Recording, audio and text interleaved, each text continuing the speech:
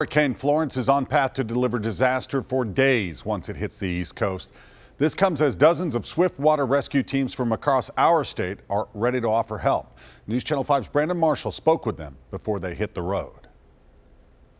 You guys will be the first groups getting there probably. Huddled under the rising sun, Middle Tennessee Swift Water Rescue teams prepared to drive to Columbia, South Carolina. This comes as Hurricane Florence inches closer to the East Coast. You kind of prepared for it, and then when it finally comes, you're just ready to go and help. Today marks 23 years for Captain Gabe Hanna with the Hendersonville Fire Department.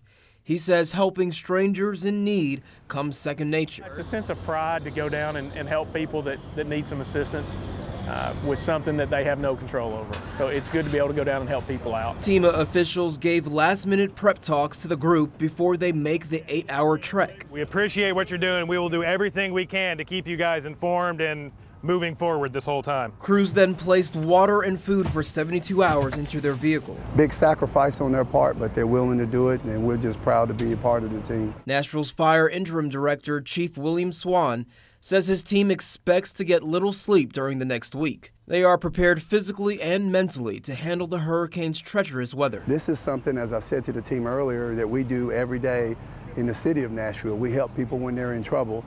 This is just a larger scale when we go out beyond our borders. Boats strapped in, lights flashing.